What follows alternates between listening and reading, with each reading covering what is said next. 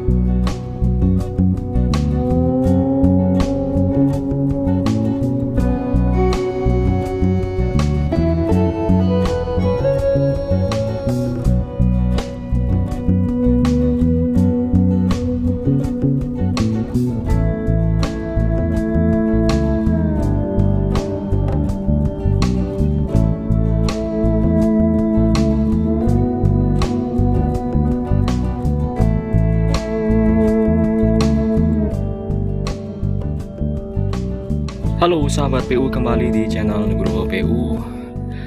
Saya mau kembali update terkait proyek kami yang berada di daerah pesisir pantai sahabat PU, yang secara strukturnya cukup menjadi tantangan buat kami dulunya. Sahabat PU bisa melihat di sini existing dari tanah ini adalah semi rawa-rawa, ya.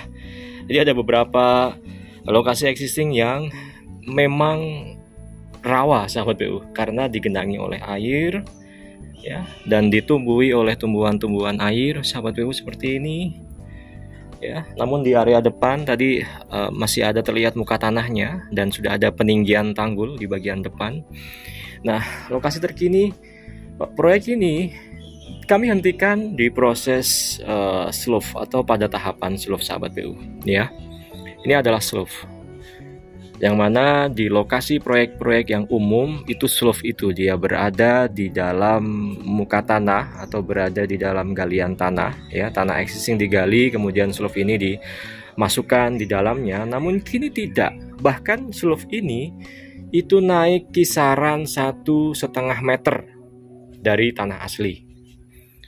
1,5 meter itu top slope-nya, ya sahabat PU, ya. Itu kenapa? Banyak faktor terutama, ya sahabat PU. Salah satunya, yang pertama adalah mengingat di area pemukiman ini nantinya akan ada peninggian jalan utamanya sahabat PU, ya. Maka dalam proses pendesainan kami pun ini kami tinggikan 0 lantainya nanti, ya, yang pertama. Yang kedua, area di seputaran proyek ini itu sering terjadinya banjir rob, ya, yang mana lebih baik bangunan kami tinggi, ya sahabat PU, seperti ini.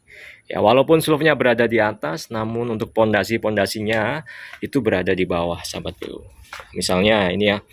Ini terlihat pondasi footplat-nya, ya. Begitu juga dengan yang itu, pondasi footplat, ya. Kemudian tentu ada pedestalnya di sini, ya, di ujung sana, dan di tengahnya diisi dengan pasangan bata ringan. Yang mana bahasan mengenai bantalan slope yang terbuat dari bata ringan ini sahabat PU bisa simak pada video-video saya sebelumnya. Baru di atasnya terdapat slope gantungnya sahabat PU, ya. Oke, seputaran dari lingkungan proyek saya ini seperti ini, ya sahabat PU, ya. Tuh. Jadi rata-rata bangunan baru di area ini itu tinggi-tinggi sahabat PU, kecuali bangunan lama, ya, seperti kita lihat di depan ini, ya. Ini bangunan baru juga, itu slope-nya juga hampir setara dengan slope yang kita buat, ya. Ini slope barunya sahabat PU. Dan di depan ini adalah pengurukan jalan baru, ya. Jalannya dulu existingnya kurang lebih setara dengan elevasi tanah ini. Sekarang pun sudah ada peninggian kurang lebih di 80 cm ini sahabat PU nih, 80 cm diuruk. Ini program dari desa sahabat PU, seperti itu akan ada peninggian. Ini baru urukan, nanti akan ada betonisasi juga di atasnya. Maka rumah yang kita desain ini cukup tinggi dari nol lantainya ya. Kalau dari tanah asli ya, yang rawa-rawa tadi itu kurang lebih di 1,5 meter dari tanah asli menuju ke top slope-nya sahabat PU ya. Nah, kemudian yang kita rencanakan di sini bangun dilaksanakan ya, atau proyek ini dilaksanakan secara bertahap. Tahap 1 ini berupa pekerjaan pondasi yang kami hentikan sampai di slope seperti ini saja ya. Kemudian nanti tinggal ya pemilik menunda pekerjaannya terlebih dahulu ya, mungkin karena faktor biaya ya sahabat PU ya. Kemudian nanti akan dilanjutkan lagi untuk tahap berikutnya. Dan ini salah satu cara untuk melakukan proyek rumah tumbuh ya sahabat PU ya. Tahap 1 itu bisa kita hentikan pada pekerjaan slope seperti ini. Dengan catatan harus dipikirkan untuk struktur naiknya nanti ya. Salah satunya dengan menyisakan besi-besi stek seperti ini. Nanti akan diteruskan naik ke struktur kolom ya. Kemudian nanti lanjut ke atasnya ke balok dan seterusnya sahabat PU. Proyek ini lebar muka depannya ada di 6 meter ya, dari sisi kiri ke sisi kanan itu ada di 6 meter sahabat PU, dan ke belakangnya ini ada di 15 meter sahabat PU. Dan rencananya nanti di lokasi proyek ini mau dibikin kos-kosan ya. Ini bagus banget nih buat inspirasi para sahabat PU yang mungkin mau bikin kos-kosan di lahan ukuran 6 kali 15 meter ya. Di sini peta-peta kamarnya sudah mulai dapat kita lihat ya. Ini ada kamar 1 ya, ada kamar 2 ya kan. Ada kamar 3 ya, ada kamar 4 ya. Dan ini koridornya. Yang ada di tengah ini koridornya sahabat PU. Koridornya berapa?